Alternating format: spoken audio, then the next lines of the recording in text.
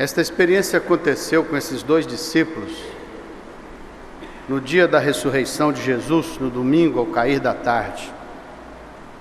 Então eu leio assim: naquele mesmo dia, 2 deles estavam a caminho para a aldeia chamada Emaús, distante de Jerusalém 60 estádios, e iam conversando a respeito de todas as coisas que haviam acontecido em Jerusalém. E aconteceu que, enquanto conversavam e discutiam, o próprio Jesus se aproximou e ia com eles. Mas os seus olhos, porém, estavam como que fechados e impedidos de o reconhecer. Então ele lhes perguntou: que palavras são essas que trocais entre vós? E por que estáis tristes à medida que caminhais? E eles pararam entristecidos. Um, porém, chamado Cleopas, respondeu dizendo: porventura tu és o único em toda Jerusalém que ignoras o que aconteceu ali nesses últimos dias? Então Jesus pergunta para ele: quais coisas? Então eles explicaram a Jesus. Disseram assim: o que aconteceu a Jesus, o Nazareno, que era um varão profeta, poderoso em obras e palavras diante de Deus e diante de todo o povo, e como os principais sacerdotes e as nossas autoridades o entregaram para ser condenado à morte, e como eles o crucificaram.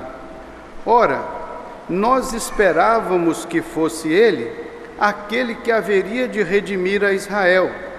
Mas depois de todas estas coisas, hoje já é o 3º dia desde que todas essas coisas aconteceram. É verdade, porém, que algumas mulheres, das que conosco estavam, nos surpreenderam tendo ido de madrugada ao túmulo e, não achando o corpo de Jesus, voltaram dizendo terem tido uma visão de anjo, os quais afirmaram que ele vive. De fato, alguns dos nossos foram ao sepulcro e verificaram a exatidão do que disseram as mulheres, mas não o viram.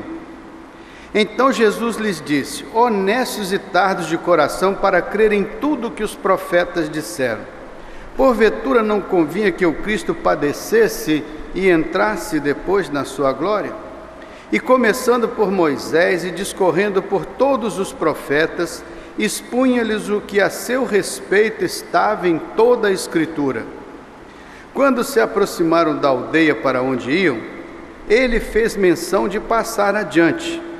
Mas eles o constrangeram e convidaram, dizendo: fica conosco, porque já é tarde e o dia já declinou. E ele entrou para ficar com eles. E aconteceu que, quando estavam eles à mesa, tomando Jesus o pão, e tendo abençoado o pão, partiu e distribuiu entre eles. Naquele instante seus olhos se abriram e reconheceram Jesus, mas ele desapareceu da presença deles. Então disseram entre si: porventura não ardia o nosso coração quando ele pelo caminho nos falava e quando nos expunha as Escrituras? E na mesma hora, levantando-se dali, voltaram para Jerusalém, onde estavam reunidos os 11 e outros com eles, os quais diziam: o Senhor ressuscitou e já apareceu a Simão. Então os dois contaram o que lhes havia acontecido no caminho e como fora por eles reconhecido no partir do pão. Então, esta é uma passagem da Escritura que eu quero compartilhar com os irmãos nesse tema aí: Jesus, fonte da vida. Aqui está relatado pelo evangelista Lucas que 2 discípulos, no domingo da ressurreição, no cair da tarde, eles voltavam de Jerusalém, onde tinha acontecido o cenário da crucificação, do julgamento e a morte de Jesus, seu sepultamento. No final daquela tarde, eles voltavam de Jerusalém para a cidade onde eles moravam originalmente, que era Emaús. Estava próximo de Jerusalém, não muito distante. E a Bíblia diz que eles iam caminhando, conversando entre si, a respeito das coisas que haviam acontecido em Jerusalém. Falavam a respeito do Evangelho. A Bíblia diz que Jesus aproximou-se e ia com eles. Mas a Bíblia diz que os seus olhos estavam como que fechados e eles não perceberam que era Jesus. E começaram a caminhar. E Jesus faz uma pergunta para eles: que palavras são estas que caminhando trocais entre vós? E por que estáis tristes? Então eles respondem para Jesus: só tu és peregrino em Jerusalém e não sabes das coisas que aconteceram lá nesses últimos dias? Como as nossas autoridades e os nossos príncipes, os nossos poderosos, condenaram o Senhor Jesus e o crucificaram. Nós esperávamos que fosse Ele o Redentor de Israel. Mas já 3 dias se passaram desde que essas coisas aconteceram e nada disso se sucedeu.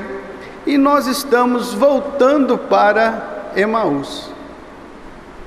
Jesus então para e diz assim: honestos e tardos de coração para crer em tudo que a Escritura havia dito sobre o Senhor. Não convinha que Ele padecesse, que Ele morresse, que Ele ressuscitasse, que Ele entrasse de volta na sua glória? E começando pelos profetas, explicou tudo o que estava dito a respeito dele. Mas os olhos e os corações e os ouvidos deles estavam como que bloqueados. E embora ao longo do caminho Jesus fosse explicando a respeito do que se dizia dele na Escritura, eles não perceberam, não compreenderam e não entenderam que eles estavam caminhando com o Senhor ressuscitado, o ressurreto. Quando chegaram à porta da casa, Jesus fez como quem ia para mais longe, passar adiante. Então eles disseram: Senhor, fica conosco, porque já declinou o dia, já é noite. E eles convidaram Jesus ainda sem perceber quem era aquela figura. E a Bíblia diz que Jesus entrou para ficar com eles. E na hora da ceia ali, participando internamente na casa, a Bíblia diz que Jesus orou. E pegou o pão e abençoou o pão e entregou para eles. Nesse gesto de orar e abençoar o pão e compartilhar da mesa deles, a Bíblia diz que os seus olhos se abriram e eles perceberam que estavam na presença de Jesus. O evangelista diz que Jesus sai da cena e então eles olham um para o outro, eles começam a conversar entre si. E um diz assim: acaso não ardia em nós o nosso coração, quando pelo caminho Ele nos falava e nos expunha as Escrituras? Então eles decidiram: vamos voltar imediatamente para Jerusalém. Já era noite, já era tarde, mas eles saíram de Emaús, pegaram o caminho de volta e foram até Jerusalém, onde os 11 apóstolos estavam reunidos. E eles falavam da ressurreição de Jesus e diziam que Jesus já tinha aparecido para Simão Pedro. E agora eles chegam lá com o testemunho: é verdade, Jesus vive, Jesus reina, Ele venceu a morte, e Ele falou conosco no partir do pão.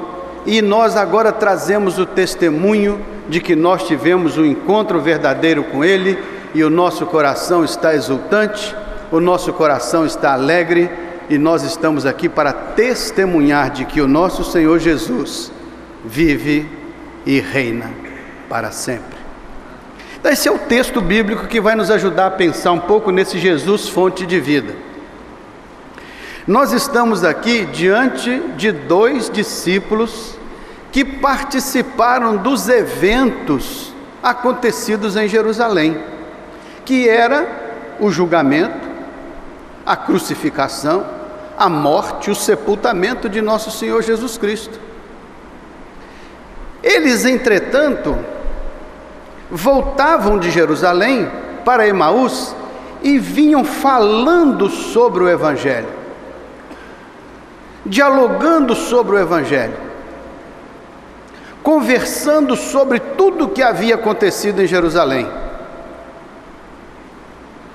Mas a Bíblia diz que eles estavam mortos de felizes, alegres no caminho, falando com toda alegria. Era isso?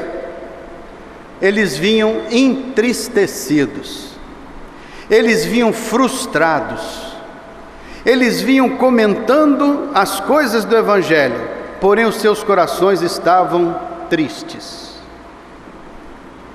desesperançados, com uma sensação de frustração. Quando Jesus se aproxima, sem que eles o percebessem ou o conhecessem, Jesus pergunta: que palavras são estas que caminhando trocais entre vós, e por que estáis tristes? Então eles olham para Jesus e dizem: só tu és peregrino em Jerusalém, que não sabes das coisas que aconteceram nesses últimos dias lá, as coisas que aconteceram lá? Tu és talvez o único ignorante nessa história toda, porque todo mundo sabe o que aconteceu em Jerusalém, só o Senhor que não sabe, só você que não sabe. E Jesus pergunta: que coisas? Ele disse assim: como mataram o Senhor Jesus, poderoso varão, em palavras, obras, em sinais e maravilhas. E começaram a falar todas as coisas lindas e extraordinárias sobre Jesus. E depois eles terminam com uma frase: e nós esperávamos que fosse Ele o Redentor de Israel. Onde é que ficou a esperança daqueles discípulos? Ficou no passado, ficou na história, ficou lá em Jerusalém. Nós esperávamos que fosse Ele, mas 3 dias já se passaram e nada disso aconteceu. Esse é o primeiro ponto da nossa meditação para entendermos Jesus como fonte da vida. Sabe que aqueles homens conheciam as Escrituras, aqueles homens conheciam todos os acontecimentos que marcaram a vida de Jesus. Aqueles homens discutiram com Jesus a respeito do que acontecera lá no Calvário. Eles sabiam tudo sobre o Evangelho. Foram até capazes de criticar o próprio Senhor do Evangelho, que era Jesus. Foram capazes até chamá-lo de peregrino estrangeiro, sem saber o que tinha acontecido. Ou seja, nós temos todas estas informações sobre o Evangelho, só o Senhor que não sabe o que aconteceu. Ou seja, o Senhor é um ignorante do Evangelho, das coisas que aconteceram lá no Calvário. Nós conhecemos tudo isso. E Jesus faz uma pergunta: por que vocês estão tristes?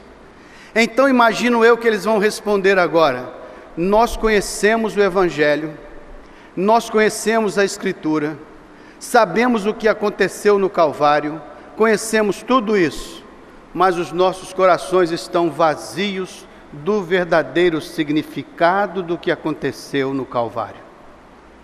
Nós estamos tristes. Nós sabemos sobre o Evangelho, mas estamos sem esperança. Nós sabemos sobre o Evangelho, mas estamos sem a vida do Evangelho. Nós conhecemos as Escrituras, mas nossas vidas estão caminhando nos caminhos de Emaús. Conhecemos a Escritura, mas os nossos corações estão tristes e as nossas vidas estão vivendo de um Jesus histórico. Nós esperávamos que fosse Ele o Redentor de Israel, mas acabou. Passou a nossa esperança, acabou a nossa alegria. Estamos frustrados.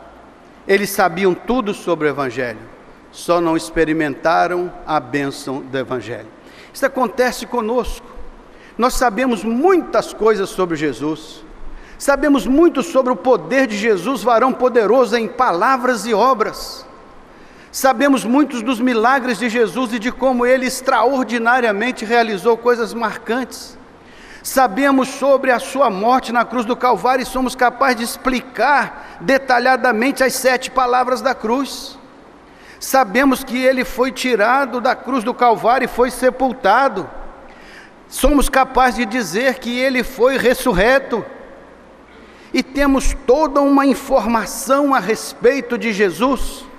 Mas muitas vezes essa informação é apenas uma compreensão histórica do que aconteceu lá no passado, há 2000 anos. E aqueles homens diziam: nós esperávamos que fosse Ele aquele que haveria de revolucionar Israel, de fazer algo diferente na vida de Israel, que fosse aquele que haveria de ressuscitar de entre os mortos e provar o seu poder sobre a morte. Mas 3 dias já se passaram e nada ocorreu. Eles estavam com sua esperança lá no Jesus da história, morto na cruz do Calvário. Quantas vezes nós nos assemelhamos a estes nossos irmãos do passado? Sabemos tudo sobre o Evangelho. Estudamos na escola dominical sobre o poder de Deus e o poder de Jesus. Lemos todo dia a nossa Bíblia. Mas quantas vezes falta para nós a vida que há em Jesus? Quantas vezes nós conhecemos as Escrituras, mas os nossos corações estão vazios da unção de Deus, da presença viva de Deus, da presença marcante de Deus, da comunhão com Deus, da amizade com Deus, do relacionamento espiritual, onde o Senhor se torna vida na nossa própria vida, e a nossa vida se torna vida no Senhor, onde nós nos tornamos ramos da videira, Ele se torna o tronco da videira, o Pai é o lavrador, Ele trabalha as nossas vidas, Ele poda os galhos apodrecidos e revigora os galhos novos, e Ele nos faz frutíferos. Mas quantas vezes nos falta esta experiência de vida, porque sabemos teoricamente do Evangelho, mas não experimentamos a unção do Evangelho, a unção do Santo de Israel. Então a nossa vida fica muitas vezes religiosa, mas não uma vida de experiências profundas com o Deus poderoso da criação. Jesus disse: eu tenho poder para dar a minha vida, e tenho poder para tornar a tomá-la. Que coisa importante saber que Jesus venceu a morte, e estava vivo ao lado daqueles discípulos, mas os olhos deles estavam fechados para perceber a sua presença ressurreta. Sabiam da Escritura do ponto de vista racional, mas não perceberam na sua espiritualidade a presença viva de Jesus. Então eles tinham informação sobre Jesus, mas não tinham a vida de Jesus dentro deles. Sabiam de Jesus, mas não experimentaram as bênçãos de Jesus. Conheciam do Evangelho muitas informações históricas, mas não experimentaram na sua vida a bênção da presença viva de Jesus. Então esse é o primeiro ponto. Agora o segundo ponto é quando eles vão, Jesus vai ao lado deles e os olhos deles estão como que fechados. Então Jesus pergunta para eles por que eles estavam tristes. E poderia perguntar: por que você está desanimado? Por que a sua vida espiritual está infrutífera? Por que você não tem certeza da salvação? Por que você não é um crente exuberante, vigoroso e extraordinariamente ungido pelo Senhor? Era a mesma coisa que ele perguntava para aqueles homens: por que vocês estão desesperançados? Por que vocês acreditam num Jesus puramente histórico? Por que Jesus não é vivo na sua própria vida? Por que Ele não é o poder de Deus para trazer de toda forma de morte uma vida de ressurreição e de graça? Mas Jesus vai com eles e então eles dizem assim, eles vão conversar: tu és peregrino. Então Jesus começa a pregar para eles. É o segundo ponto. Jesus começa a pregar, começa lá dos profetas. Jesus faz um passeio pelas Escrituras e vem Jesus pregando. E vem Jesus pregando. E vem Jesus pregando. E prega Jesus. E fala Jesus. E exorta Jesus. E vem Jesus pregando. Mas os olhos deles estavam como o quê? Fechados. Porque teoricamente eles já sabiam de todas aquelas verdades. Só que eles não experimentaram na sua vida o poder daquela verdade. Eles conheciam aquela teoria, aquela informação, mas aquilo não se tornou apropriado na sua vida, um conhecimento verdadeiro. Então, meus irmãos, eu pergunto, meus amigos, eu pergunto: aquele pregador era bom? Sim ou não? Eu acho que era o melhor. Nem me comparo com ele, longe. Ele era a encarnação do Deus vivo. Ele era Emanuel, que é Deus conosco. Ele era a voz divina no coração daqueles homens, mas os ouvidos estavam fechados, mas os olhos estavam bloqueados, mas os corações estavam entenebrecidos. Era Deus falando e o homem não ouvindo. Falavam do Evangelho, discutiam sobre o Evangelho, e a voz de Deus veio e bateu no coração, e bateu na mente, e bateu na alma, mas não entrou, porque eles estavam cheios de religião, mas vazios de Deus, cheios de informação bíblica, mas sem vida abundante, sem vida poderosa. E o pregador era bom, e o pregador falava, e o pregador insistia, e o pregador apelava, mas os ouvidos estavam fechados, os corações estavam bloqueados, e por mais que o pregador se esforçasse, a palavra de Deus viva não penetrava além da fachada daqueles indivíduos. A palavra não chegava ao coração, a vida de Jesus não entrava na experiência daquele pessoal. Aqueles dois homens sabiam de Jesus, mas não tiveram a bênção de experimentá-lo no seu coração. E o pregador era bom, mas os ouvintes eram duros. A pregação era a palavra poderosa de Deus que se fez carne e habitou entre nós. Era o verbo eterno que veio para que era seu, mas os seus não o receberam, não o aceitaram, não o acalantaram no coração, não perceberam que ali estava a fonte da vida. E é por isso que a Bíblia diz: eis que eu estou à porta e bato.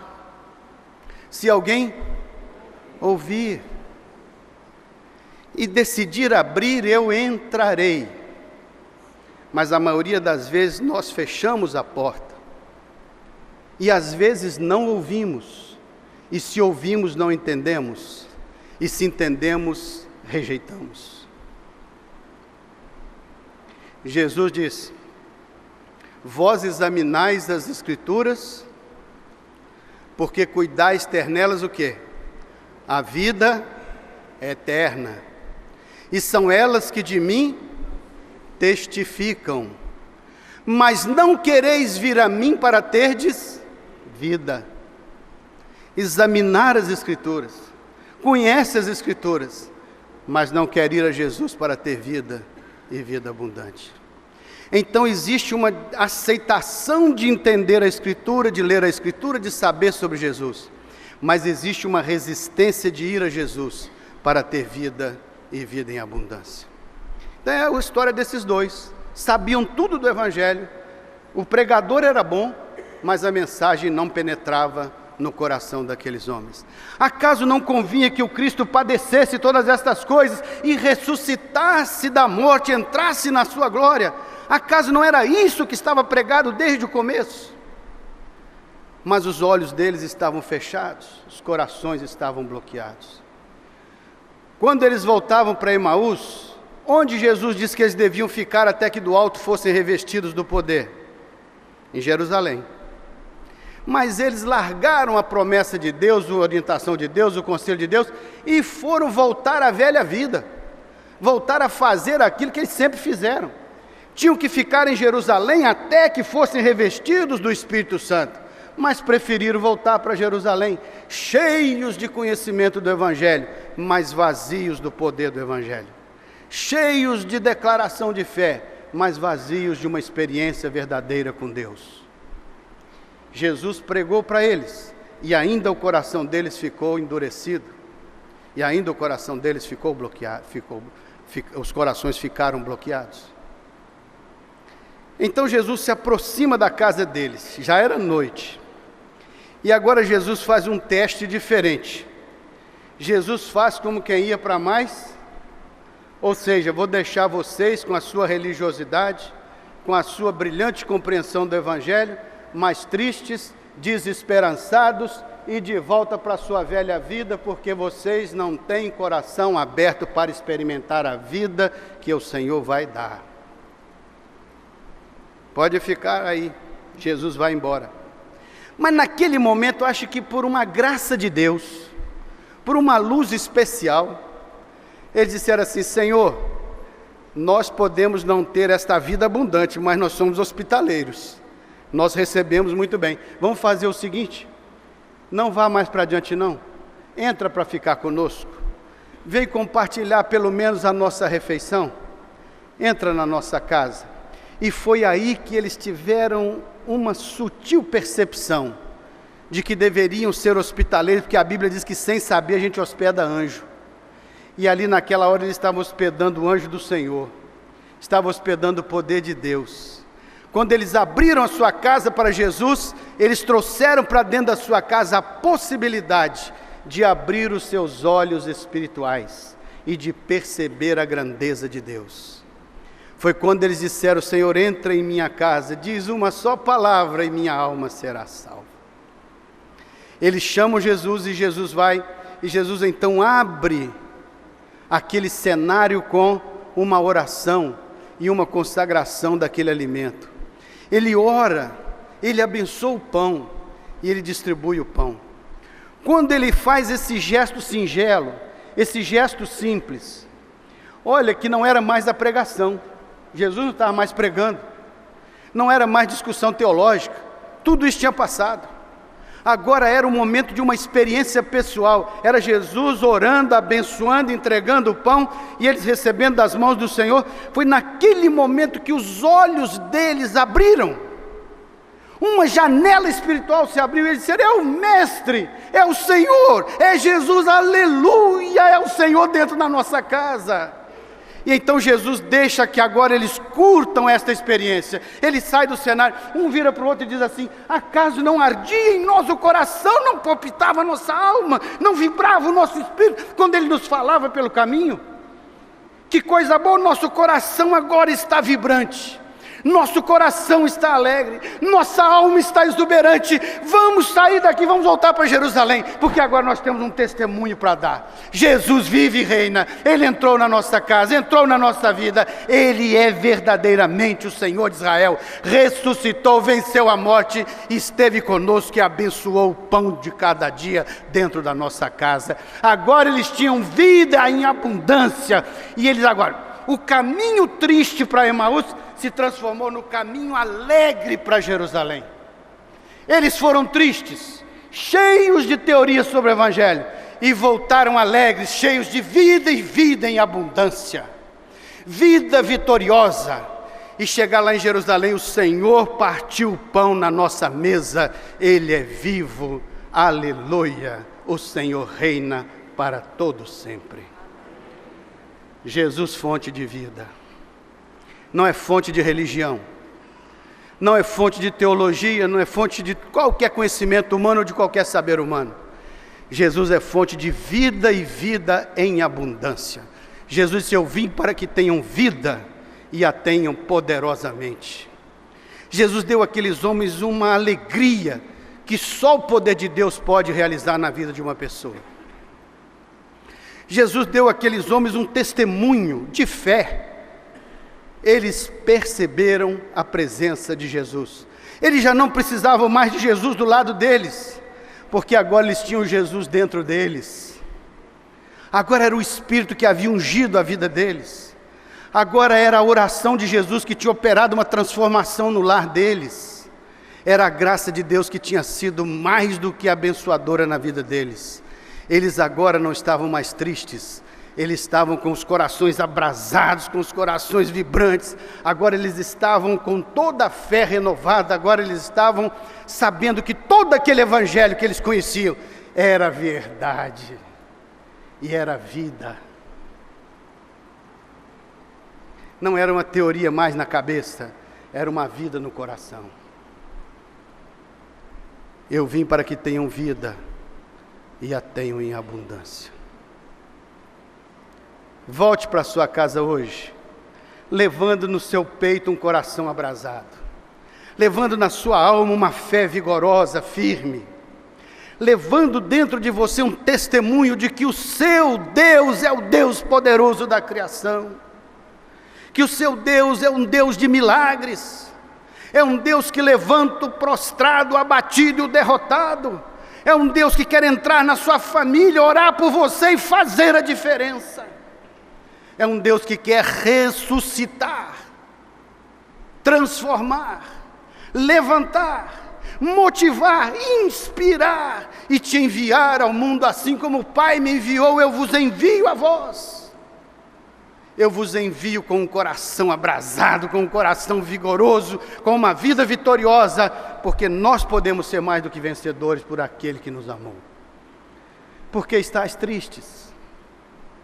Porque estáis desesperançados? Porque estáis numa perspectiva de um Jesus puramente histórico, de uma teoria evangélica? Por quê? Se Cristo está à porta e bate e quer entrar e trazer vida e vida em abundância.